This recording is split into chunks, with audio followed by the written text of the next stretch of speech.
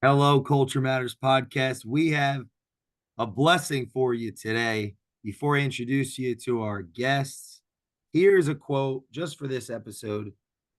Someone sitting in the shade today because someone planted a tree a long time ago. Warren Buffett.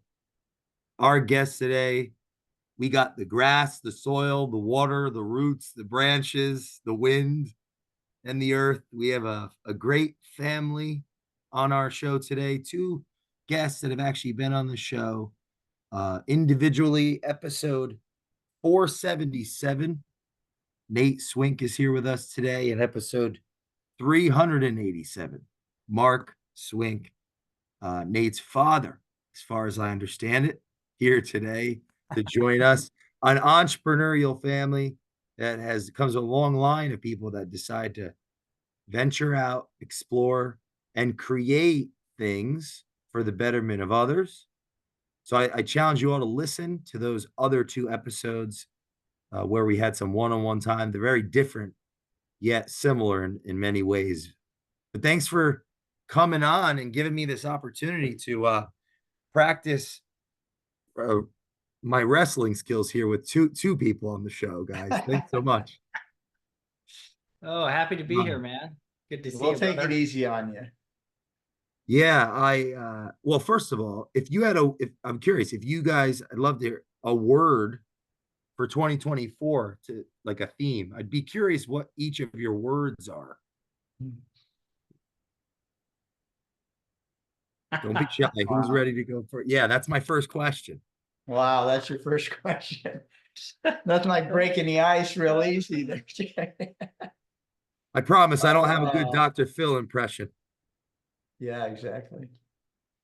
I probably had a good word, but it quickly changed. So I think if I say it out loud, I'll get smacked by my dad. Mark?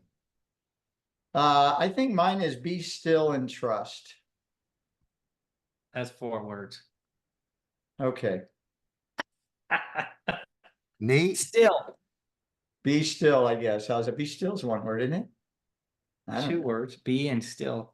Nice. We'll put it together today. What about you, Nate? Initially, I was going to say fucked, but Wow. Yeah, there you go. I would say challenging.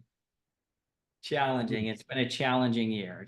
We've had growth, but it's been very challenging. It's been rewarding and challenging, but yes. Where would you say your biggest growth personally has been as a consequence of that? Is there anything that sticks out? Patience. Yeah, definitely.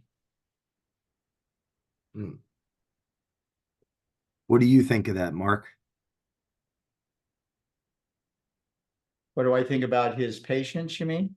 Yeah, the evolution. Seeing your son. Anyone that's listened to the episode 387 or 477, 477 specifically, Nate, I should say this for the audience. He decided to venture out in his teens and just explore, right? And take that risk to become an entrepreneur. That's a very, maybe one guest on this show or two that I could say that has done that. Very rare thing. So, yeah, in that, what would you say to that the patience growth that he's yeah. So yeah, I'm really proud of Nate, and I was actually talking with my partner in business who mentors Nate a little bit too, and in the estimating and setting up some things financially and whatnot, and Mark is his name as well also, and he said, you know what, he said, and I would agree with him. He said, I'm really proud of Nate and his just the way he's grown and his tenacity and the way he was willing to go out, and he does what I teach him, and he doesn't just blow smoke and stuff. And so yeah, and I would say that about him also. I think when I was on the show that I did with you, I told him one of the things I think is his greatest asset is the fact that he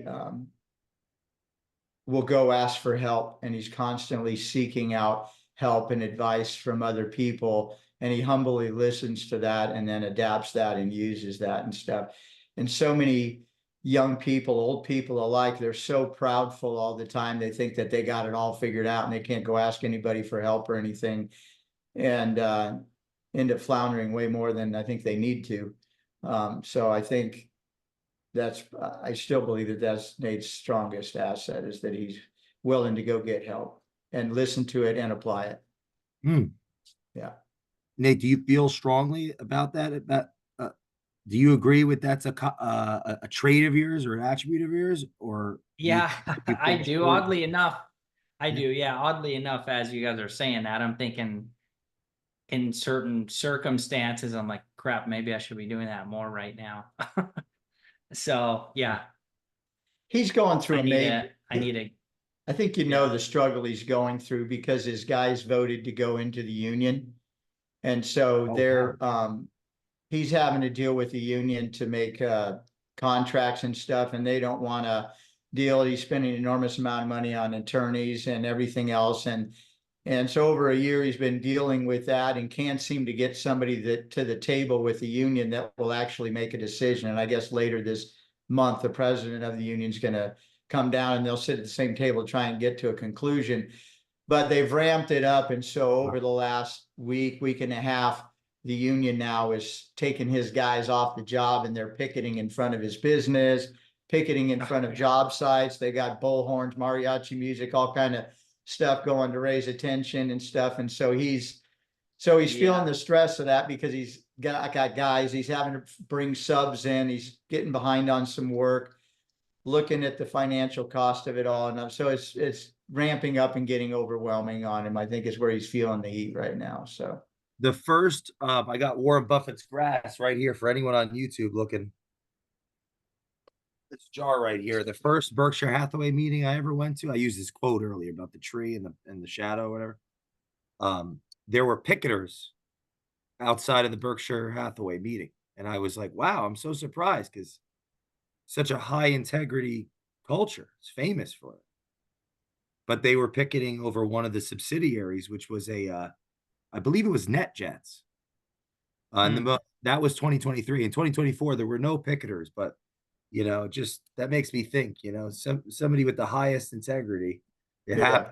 It happens, it's how are you, what would be your advice, Nate, for let's start with those, in our generation that might be in a similar situation, how to keep a level head and stay above the water as a founder of a business in a situation like that. Because I would think it's got to be tough in different ways, especially to different people, how they process that.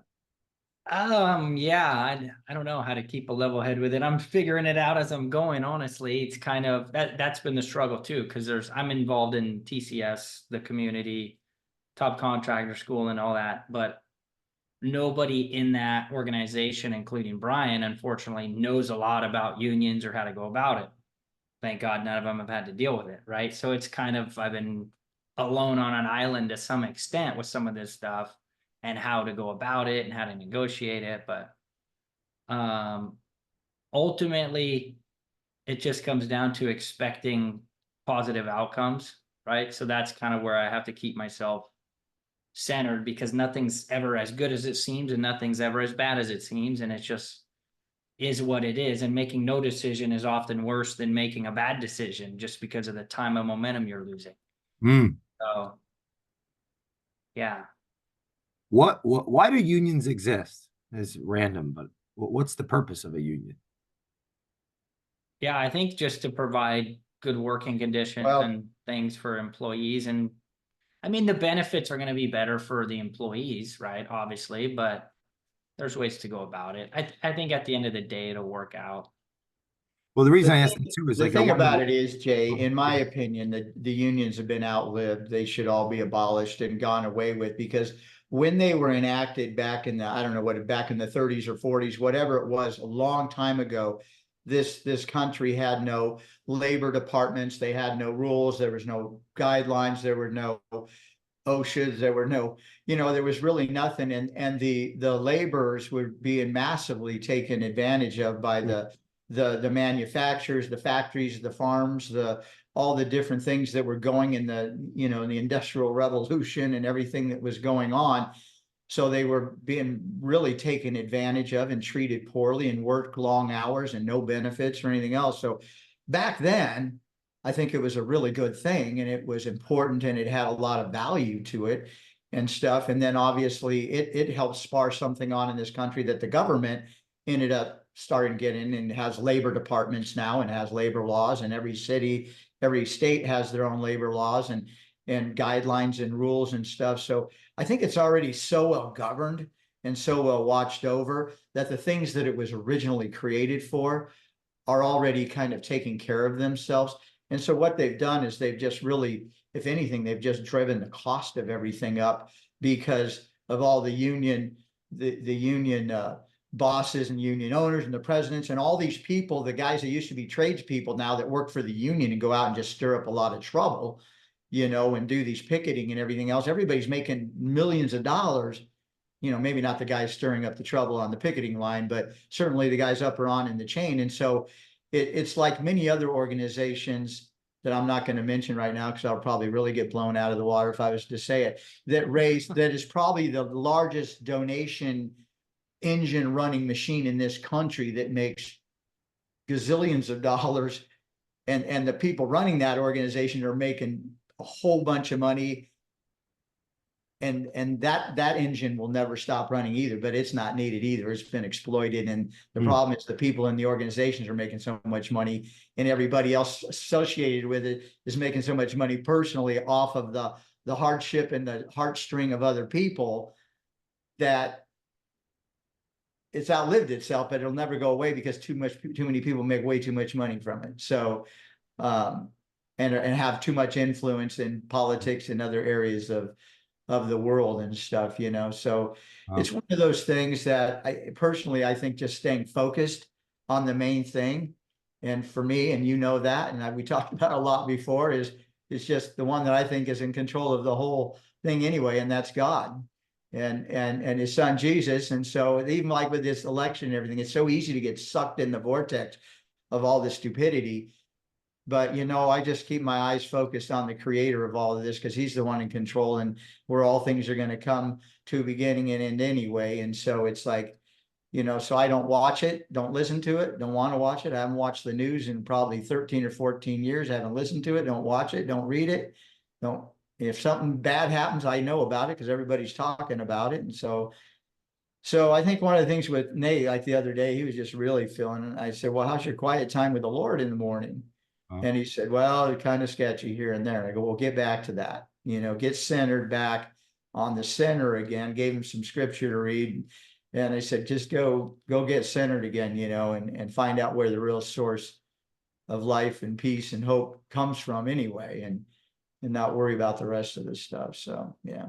What values do you think they're looking for in a partner? You know, because I'm thinking, if you're going to go in that meeting, what values or expectations would they be looking for?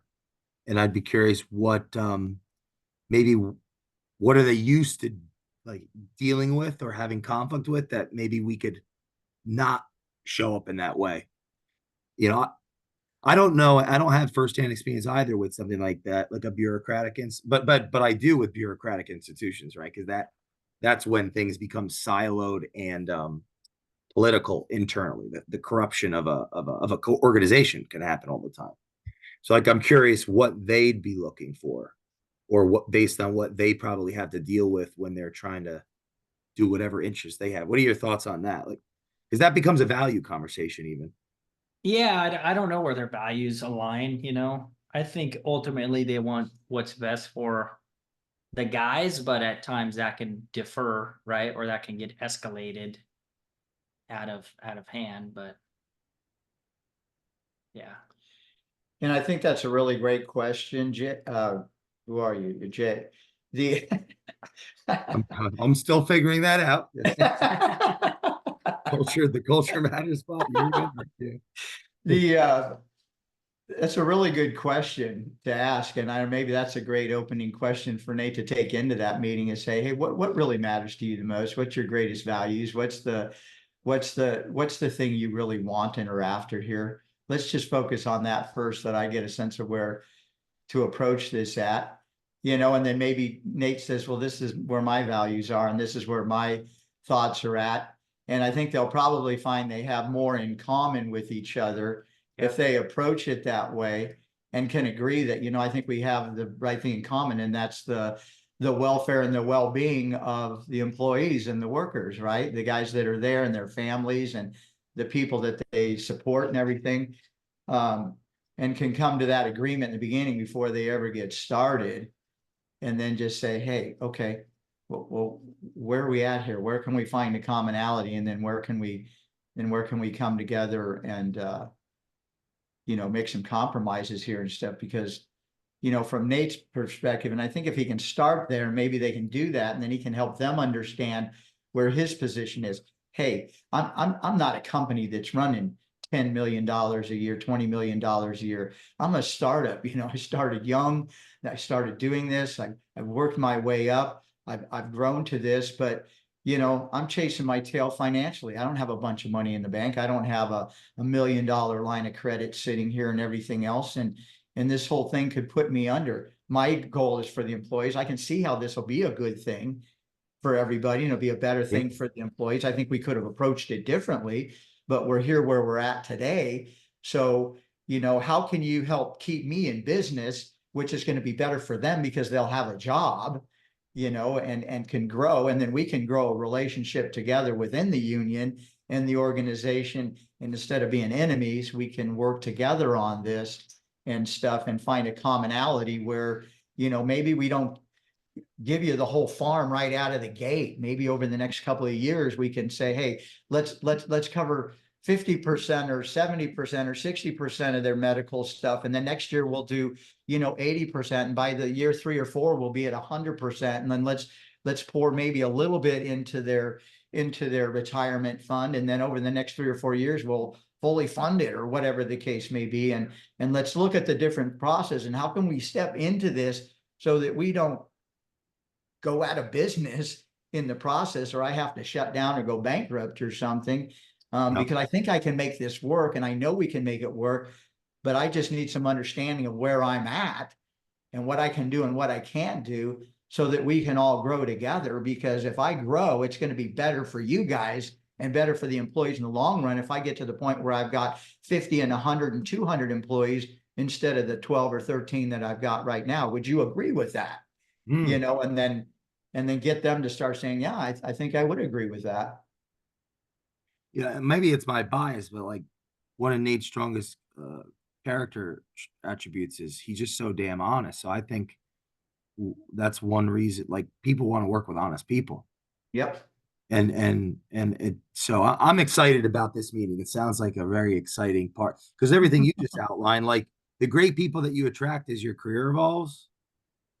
I mean, things like, helping them with their healthcare and their retirement. That's what I believe it'll all come back to you, because that's what really keeps that smart person, that talented person from going starting their own dang thing.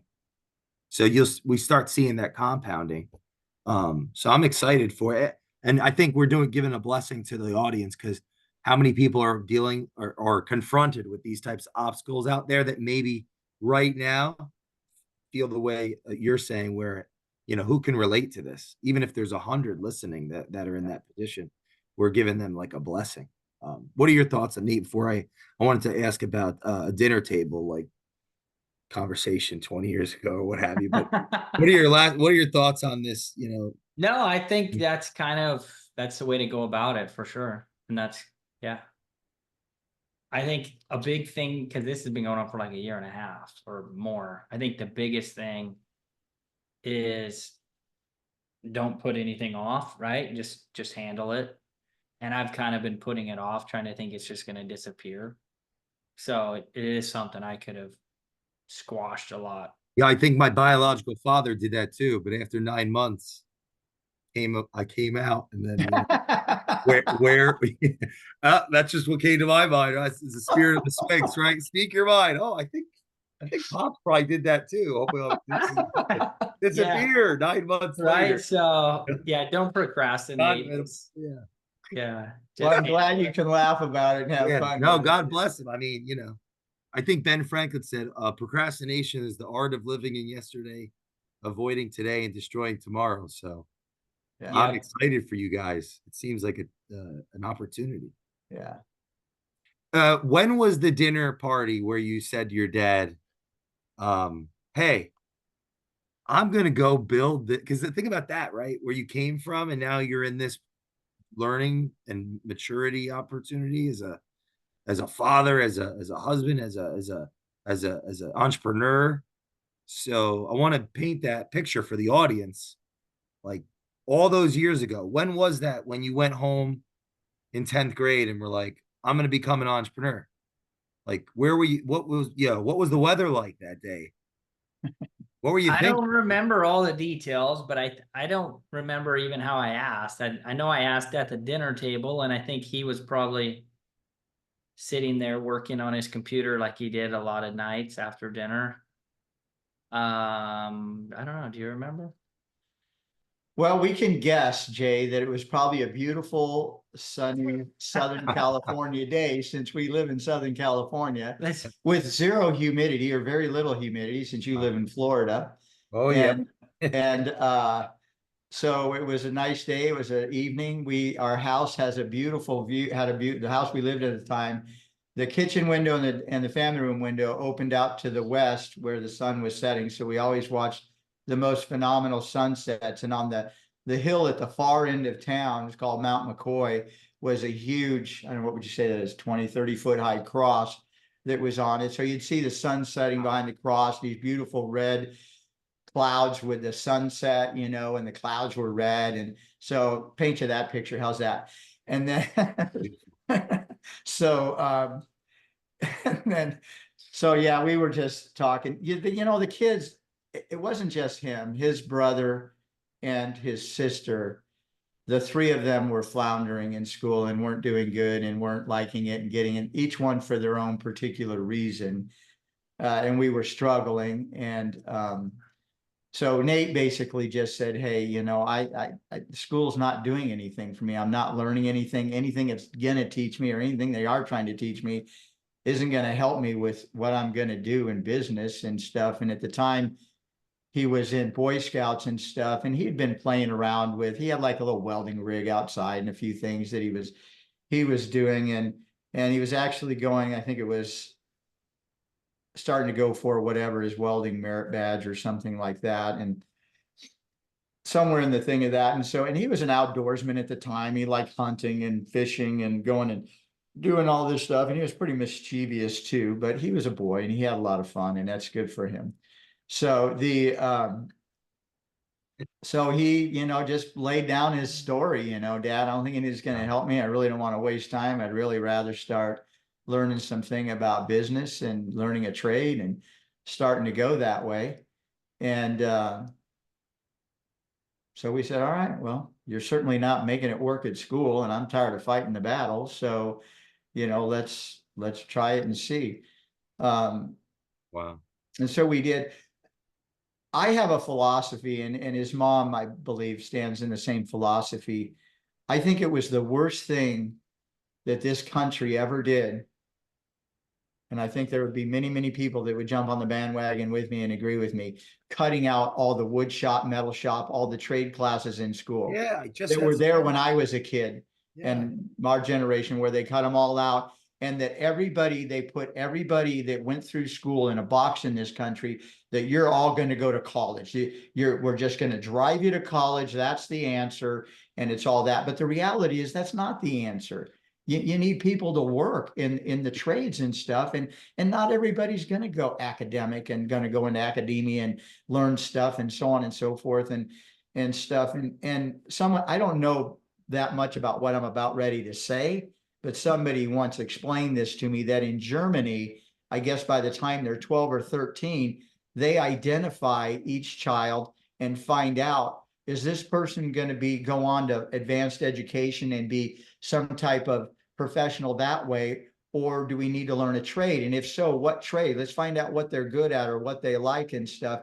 And then by the time I think it's like 13 is what they told me, they take them out of general ed and they move them into trade school. And so they spend the next 3-4 years of school learning a trade, getting apprentice and everything else, so that when they get ready to graduate, they go right into a job and being a productive member of society in the trades of that area and stuff. And it's like, well, yeah, that makes a lot of sense. That doesn't seem to be a real big brainer to figure that one out. And supposedly it's pretty successful, but I probably ought to go learn more about that. But the I don't know why we being supposedly one of the best countries in the world, which I believe we are. I'm proud of our country. I'm not so proud of the way things are going right now, but anyway, kind of going in the toilet, quite frankly, and morally we're just drowning. We have both candidates coming on the show this week. No, I'm just kidding. Yeah. Someday, yeah. Anyway, so yeah, so we kind of did our own trade school thing by letting him go do what he wanted to do. And what if you were sitting with a parent that's listening, that's in the similar in a circumstance where, you know, a child is coming to them and saying, I have a passion for this. What's your advice to the parent that isn't sure what to do and and they're hearing different information? And I'd love to hear your thoughts on that after, because there are parents that are going through this now, I'm sure. Yeah, I'm sure there's thousands, if not hundreds of thousands, you know, that are going, if not potentially millions. How do they have that conversation with their child, and how to even have that, you know? I think first you got to slow down your life enough and care enough, and maybe get the family around the kitchen table to have a meal together, and put the phones away, and look each other in the eye and start finding out what is interesting to them and what they like and what they don't like, and start connecting first of all. I think that'd be an awesome place to start. And then I think the next thing is ask the child what they like, what they're interested in, what they're doing, and figure out if or if they're approaching you, you know, figure out. I mean, if they basically understand how to read and write and do some basic math, you know, I would personally say I think they're in a reasonably pretty good position as far as education goes, and maybe start pouring into them and finding out what they like and help them go in that direction instead of fighting the battle, because they're just gonna, there's that tension between the parents fighting. Well, you got to do your schoolwork. You got to stay in school, this and that. Because I don't care about school. I don't find no interest. It doesn't please me. It's a joke. It's, you know, I get bullied, or this happens, that happens, or whatever's going on. And then their self-esteem goes down. They feel this, they feel that, start getting hooked up with drugs, one thing or another. And then everything runs right off the track, you know, as opposed to saying, hey, let's pause here, son or daughter. Tell me what's going on with you. What's things you really like? What don't you like? Where's your struggles? Where's not your struggles? I'm interested in, yeah, slow your life down enough to really dig into their life before it becomes a runaway train. Because I've got kids that are successful, kids that are doing well. I've got kids that have been in and out of jail with we have 9 of them, you know, and have been dealing with drugs for 10, 15 years, you know, and run the gamut, you know, and it's so we didn't always get it right. We probably got it wrong more than we got it right, you know, but we never quit on them, you know, just because they didn't do what we wanted them to do when we thought they should do it. If you don't, then we're going to drop you like a rock. We never did that. We hung in there with them. And yeah. Nate? Well, at least they got it right with me. That's a good thing. I got a question about how to be a sibling. Like, what's worked for you to be like a sibling, like a quality sibling? And if, as just Abraham make Lincoln sure said, just make sure you're smarter or wittier than the other one, so that you can instigate a problem and just slip out the back door.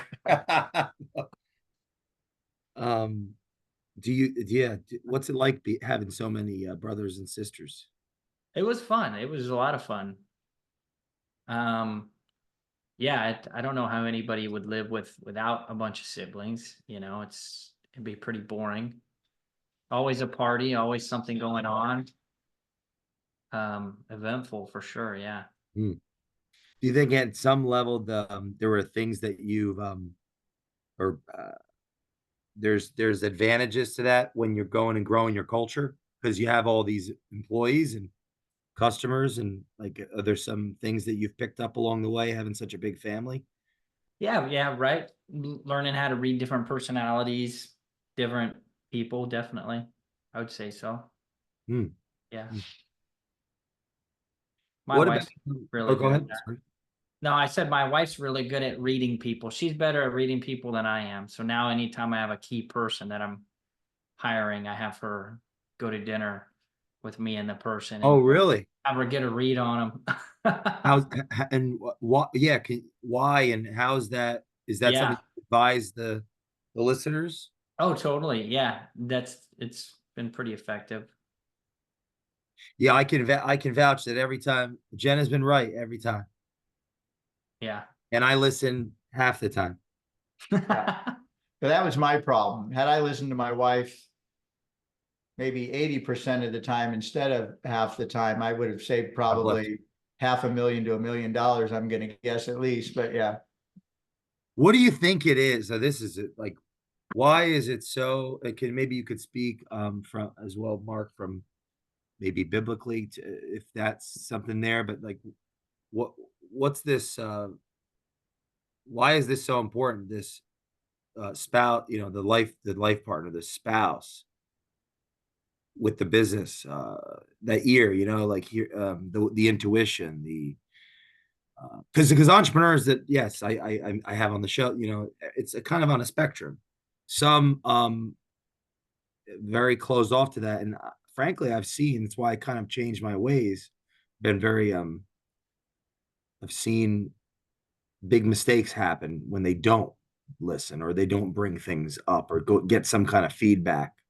Okay, Yeah. yeah. So can you Yeah, speak that's to that? me. Because there's a Yeah. lot of entrepreneurs that go through that, and I think I was watching a John Adams documentary once, or it was like a docu series, really powerful on HBO. And at the end, he talked about something to the effect of like his wife was his advisor or something like that. And That's it's like right. that was the first time I was like, oh, and I admire John Adams. He was one of the important founders. Yeah. But It's yes, if you can elaborate on that, where you went wrong, where you've learned from it, how you got to 80%. I think I've had a lot of people that I've met that it was about negative 80%. So, Well, I think where it all starts from, Jay, and obviously not all people are equal, not all wives are equal and everything else, but I think by and large, the majority of wives would fit in what I'm going to say here. I think men are extremely prideful people, more so than women tend to be. Um, I think we have a struggle really learning how to love and sacrifice for our wives and other people. Hence, in Ephesians 5 and Galatians 5 or 6, where Paul told men in a series of 2 paragraphs, I think 4 times in both sections, husbands, love your wives. Husbands, love your wives the way Christ loved the church. Well, Christ died for the church. So the whole idea is that we're supposed to be willing to sacrifice and die for our wives and love them to that level. And so clearly for us, we're a little hard-headed, so he's got to tell us 4 times in 2 paragraphs what to do, right?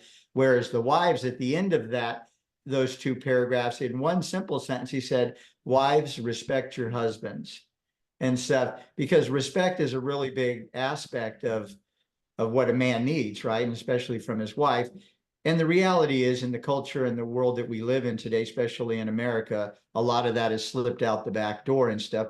One, because a lot of men didn't really treat their wives well and love them and maybe abuse them in one thing or another. So there's a lot that could be said about that. And I don't want to go down that rabbit trail because it would be a long way to go. But I do recognize that and understand that that's an issue and stuff. But so first of all, that's the thing. So we're very prideful. We're not very loving. And if that's the case, the big thing for me was I didn't think my wife understood. I said, honey, I got this idea, this entrepreneurial idea. Entrepreneurs, we're pioneers. We see things. I got this vision. It's going to be a great idea. So on and so forth. You just don't understand, honey. Well, no, I don't think you should do it. This is not. This is going to be a bad idea. Let's not do it and everything else. No, you don't. Thanks for your input. I really appreciate it. But I just don't think you get it and understand or see the big picture of everything. Well, the reality at the end of the day, looking back over the last 36 years, being married and doing all the things that we've done, that she understood way more than I ever thought she understood. Quite frankly, like most of us parents don't think our kids understand things, and they understand way more than we think they understand. And so yeah, that's I just kind of dogged it, and I just kind of did what I wanted. Thank you for your advice, and I just moved on down the road.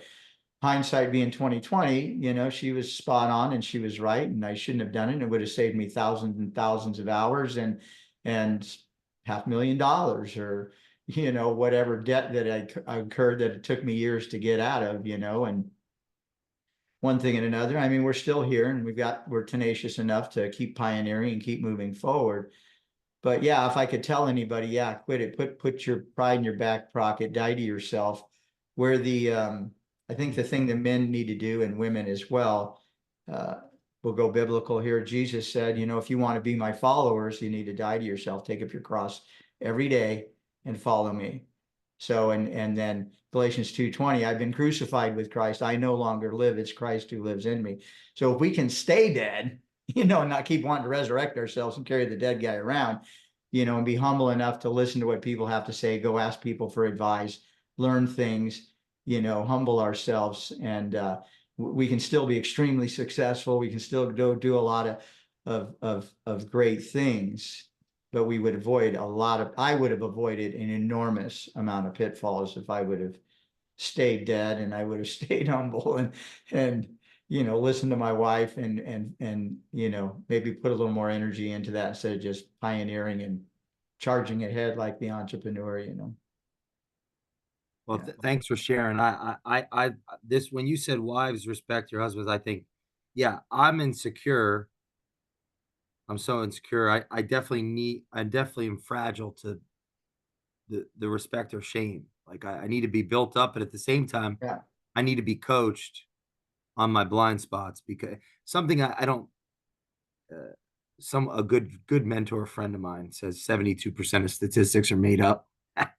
But so they're just funny. 95%, I would always say Jenna's right. The 5%, I'm right. It's like Yeah. a creative element. Right. I just made that up, but basically it's like the intuition, the reason we're different, right? That we complement Yeah. each other. There's such a Right. degree, Right. but I'm still so insecure, and or else I wouldn't be working so, I'm surrounded by all these things that make me better. And I'm aware of that, but it doesn't make it easier to be in those conflicts. Right. And then at the same time, it's kind of beautiful. Um, it's kind of beautiful. It's like, I hope we look back on this and say, wow, look what we were doing together and or trying to do. Uh, and yeah, I'm very happy for you, Nate. You have your child and Paisley, right? Yep. Uh, Yeah. yeah, and your wife, and I could learn a lot from you. You're a couple steps ahead. You were able to reproduce. What advice would you have for us young entrepreneurs? Our generation is not reproducing. Apparently, it's going to put us out of business as a species. I'm Yeah, I mean, deeply afraid of this idea. It's something constantly I feel the weight of in my marriage, in my life. So yeah, what advice would you have? well, a lot of people think that it's all up to the wife and her ovaries, but you got to take care of your sperm. So watch what you Oh eat shoot! and things, and my wife the other day I'm working and she sends me this Instagram video about how like half the time a wife or a woman has or maybe it was more, like over 50% of the time a woman has a miscarriage, it's because of unhealthy sperm. Wow. So yeah, maybe the women have been getting I was gonna say been getting the shaft, but obviously that's how that works. Well, we are marked, by the way, marked it for some reason. It says explicit on this podcast. We are, Yeah. I don't know how. This is like a health. This is important. It's Like, just like health and wellness. how did you actually confront the idea of being a father with a business? Because, and I'm asking that, selfishly, we work every day. We work, it's constant. and there's deep fears. So, and I'm sure I'm not alone in that. So, what did you ever think you weren't going to, or like you had convinced No, yourself that you weren't I going always to? wanted kids. I don't think we necessarily, because we've been married 2 years now. I don't, 2.5 years now, I think. Almost two. No, I more than have it that. in my calendar too. It was So almost two. Oh, thanks. Almost 2 years. I don't know how long I've Congratulations. been married. No, Anyway, I'll no. probably get in trouble for that. But no, like I wasn't planning on having a kid so fast. It just, that's what happens when you have lots of sex, I guess. This guy, um, but like, what, you weren't afraid of it, no, I'm aware that, I think Brian Hess is like insanely good at this. So I've had him as a role model. I've had my yeah, dad as a sure. role model, where they both have tons of kids and they work a lot and travel a lot, let's say, and do different things, but then they're still yet very present and in their kids' lives, right? So I've had good role models for it. So I wasn't afraid of messing that up. And honestly, even if I do everything right, I'll probably mess some of it up to some degree. So like, who cares? Just go for it. And um to do what I want to do career wise, I mean, I'm going to have to neglect my family at some point. I don't believe in balance per se. I just need to do a better job of when I'm home being present with them and not mentally somewhere else. I think that's the biggest thing. Mentally somewhere else because of stress and responsibility and things of that nature. Yeah, right. I think it's not even the quantity of time, it's just the quality, right? If you only have 30 minutes a day to spend with your wife and child, say Monday through Saturday, then it just makes sure that that's a real high quality 30 minutes. And I'm more speaking to myself right now saying this Sure. than anybody else, because there are days where that's a real shitty quality of 30 minutes. Well, So I appreciate your candor on that, because that you're speaking yourself, because I'm of the belief that whenever we're on these shows, we're always speaking about ourselves. It's just, is the guest aware of that or not? Or am I aware yeah, of it? totally. Yeah. That's why I try to own the I, like when I talk about things, like, you know, I am, yeah, I always want to ask you about productivity. Like, a fear that I have is that I'd be less productive with the child. And like, man, that's such an irrational, it seems so silly to say it out loud, but, and Mark, I'd love your advice, wisdom on this as well, from your lived experience. But like Nate, are you less productive? Are you more productive? Are you coming from a different? You have a different level of intensity, energy now that you have this person to be accountable for. Yeah, there's that for sure. There's that. And then um yeah, you just have to utilize your time better, right? You can use that as an opportunity to look at how you might be less productive, or you can look at that as an opportunity of now I have to. You just made You me know, think, like, maybe it'll help me separate the wheat from the chaff. Like, now you've got to totally, yeah. people. That will probably make you more present, I guess, or more aware of where you're spending time. Again, I'm not the greatest with that, but I mean, that's a Mark, what is wisdom do you have So, for us so here? the And first thing that I want to say, Jay, yeah, is that you're going to make a phenomenal dad. You're going to, because I know you and I know your character and I know who you are. And anybody that knows you will definitely 100% agree with me that you're going to be a phenomenal dad. You're going to be an amazing dad. And think about this, and you tell me, and I'm not even going to put a statistic on it. The things that we worry about and fear almost never, ever happen. They just don't. I mean, think about it. The things that you laid awake thinking about and worried about, or this, that, or that, all through your life, I'm going to bet almost every single one of them never happened the way that we thought they would happen and stuff, and so people just got to step out of that, step out of the fear, just move in it, just love their wives and just move in their business and don't worry about the kids and what that's going to do, or that you got to have this much money in the bank and a house and that blah, blah, blah, all the lies that the world speaks today, which is exactly what it is, and a lie. Quit shacking up together, go get married, just have some kids. If you live in an apartment or a trailer or a motorhome or whatever, so what? You'll figure it out.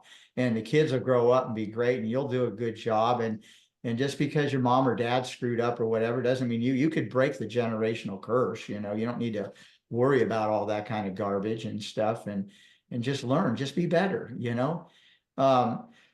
So I think the thing about it is I'm going to say BS to the fact that it's not about quantity, but it's about quality. That's another lie of the enemy, quite frankly, and the lie that the world tells everybody. Quantity is a very important thing along with quality. It goes hand in hand. Okay. So I did the same thing. So I'm coming from a place, I've been there, done that. Everything you guys are talking about, I've had the same conversations back when I was younger. And he's 90. Can didn't you live- tell? He looks really good for 90. Yeah, you look great for 90. But I think what happens is you have to identify where the priorities are in your life. And so family dinner was always a priority in our family. Everybody had to be at the table for family dinner. I was always home for family dinner. I might have been 15, 20 minutes late or 30 minutes late, or maybe an hour late sometimes, but we always had family dinner together. We always sat and talked about it. We spent 2-3 hours in the evening, whatever, before until they went to bed, usually tucked everybody in, and spent the time together. On the weekends, were present and available and stuff. If there was a game, I had to rearrange my schedule to be over for the game or coach them in Little League or do different things. And I was running a business that had at that particular time probably had 35 employees and was doing $6 million a year. What you do is you prioritize, you learn what's urgent and important, what's not important. You don't give your time and your energy to things that are menial and stuff. You delegate that to people around you, and don't be afraid to delegate and give things away and bring good people around you to work with. And they're going to screw it up the first couple times, and then you're going to teach them on the things they mess up with, and you're going to develop them and bring them along to where they do well, that you can trust. Yeah, they're going to make a mistake and it's going to cost you money, but hey, that's part of the process. You got to learn. And the education, you're either going to educate yourself by going to Harvard or in spending $500,000 or $1 million or whatever school you want to go to, or you're going to spend $250,000 or $500,000 over your lifetime in business educating people and having people screw stuff up and cost you money. And so it's going to cost you somewhere. So you just got to pick and choose, and you got to make sure what things are important to you, because you can't go get that back. So you can't go get that back. And so, and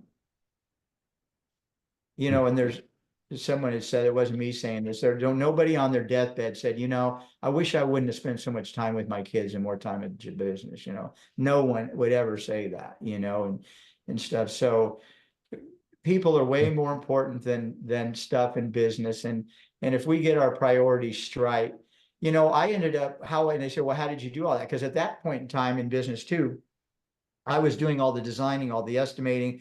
I was doing a lot of the project managing. I had certain levels of office staff and stuff that I was starting to develop in the company and stuff. But, so I had to make it up in sleep.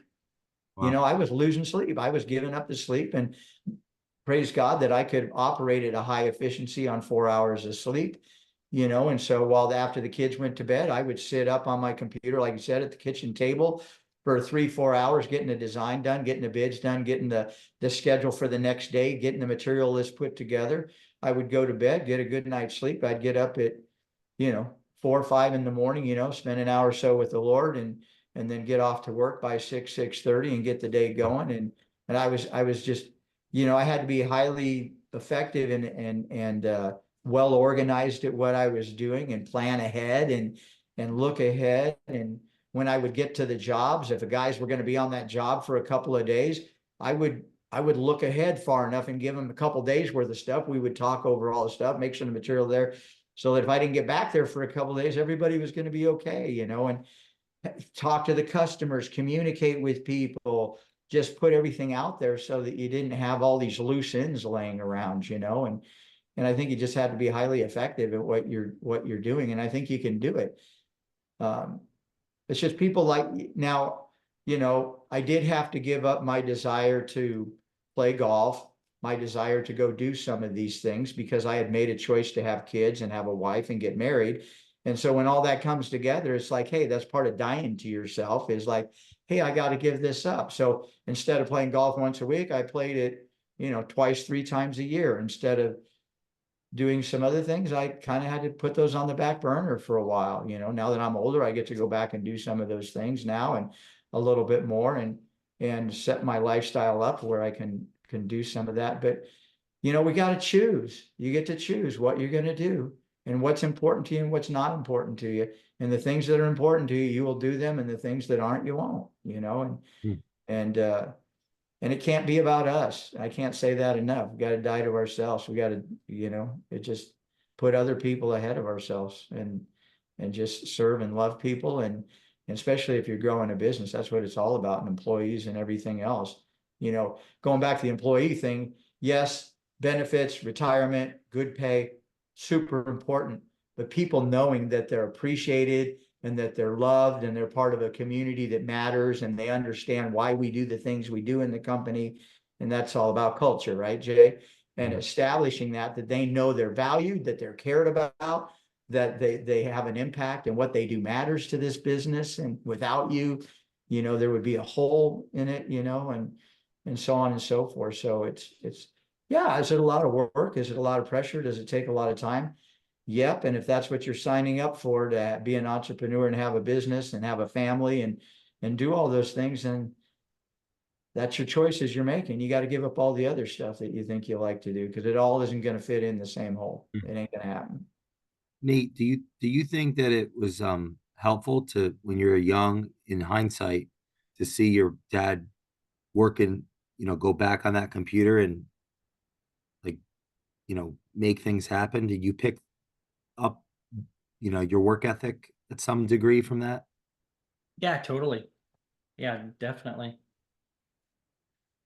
Yeah, it's as he was talking about it, I was just thinking, because he would do it in the kitchen, like he didn't really have an office per se, a home office. I guess you guys I didn't did, have but a home office. no. No. So it was at the kitchen table, so he would just, yeah, and you can tell if he was still down there or not, because if the light was on, then the light was on, so. I love that so much, because in organizations, the best CEOs that develop include like culture, they're like their office in the middle of the floor. You don't see it. You don't see it unless it's like crazy times of crisis. Like when it's a crazy crisis, the whoever's in the authority, they'll, there's a famous, I think it was like Hewlett, one of the big companies. There was a co-CEOs, and they got rid of their office. They made a glass office, and they put it in the middle of the floor of you know, the company main floor, so that everyone could see that they were engaged. Yeah.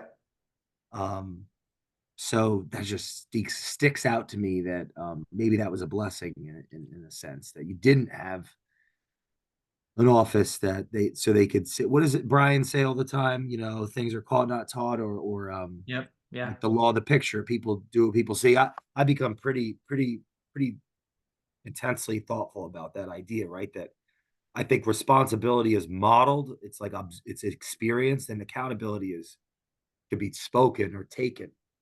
But it's like, you tell the truth, or you leave, or you ask someone to get out, that you're done.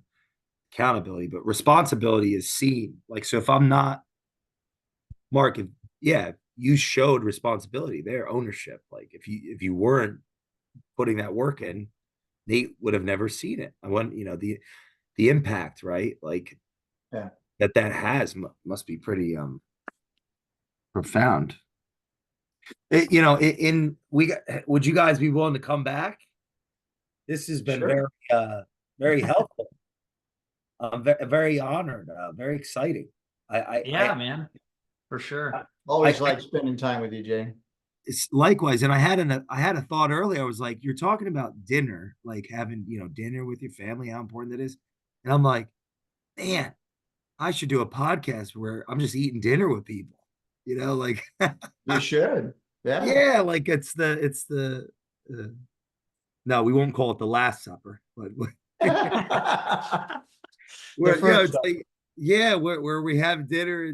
I would like you to just speak to that for a second, though. For those that might be hesitant on that about the family dinner, like, oh, can't do it, too busy. That's of the past, not necessary. What's your strongest argument for family dinner? And I'm asking specific because I intuit that there's something with values. But yeah, what would be your strongest argument? you can't afford not to have family dinners. You cannot afford not to do it. And any other thought than that is just some brokenness in your own heart, which I recognize is in a lot of people's hearts from their families and the wounds they have from mom and dad, brother, sister, whatever their deal, or just being abandoned, or whatever the deal is. But you cannot, it's so valuable. Family dinners used to be a thing that no one would ever even contradict, or it was just something years ago that just happened. And quite frankly, that's what glued the family together. That's where the values came from. That's where, people got to connect with one another and share about their day and stuff like that. And in this day and age, back then, obviously, even when he was growing up, we really didn't have, well, I guess in the beginning, probably by the time he was there, but there was cell phones and stuff. But, if everybody leaves their phone in their room or put it away somewhere and come to the dinner table with no phones, no devices, nothing else, and just come to be with one another, it'd probably be a very difficult thing for people in the beginning, because, hey, what are we going to talk about? But it always a good one to start with is, hey, how was your day? How was school? How was work? What struggles did you have? What did you wish went better? Just come up with questions, think about, as you're driving down the road, think about questions to ask your kid or whatever. What would you like to know about your kid? What would you like your kid to know about you? Always sharing testimonies about good things that happened that day, or good things that God did. You saw God working in ways in there to encourage your kids and encourage the people in the family. I mean, that's stuff like that's invaluable. You don't understand the value of what that gives you and how that glues, the family together, especially if you're coming at it from a point of love and compassion and mercy for one another. And a lot of families, there might be a lot of brokenness, and there might be a lot of forgiveness that has to be given, and a lot of apologies that need to be done, and a lot of acceptance that has to happen to bring that together, quite frankly. But what more beautiful thing to happen than to have a family, reunited around the dinner table, around a meal, and even when we go out to dinner together, put all the phones away, leave them in the car. There's nothing that critical. We existed for years without having a phone on our pockets, and we all survived through it. There's nothing catastrophic happened. And so, yeah, I would say anything that anybody would have an argument about it, Jay, I would have to say it's some belief system they're carrying that's from some wound in their life, from their parents or grandparents, or something that's happened to them that they just want to, or some intimacy issues that they just want to stay away from and stuff.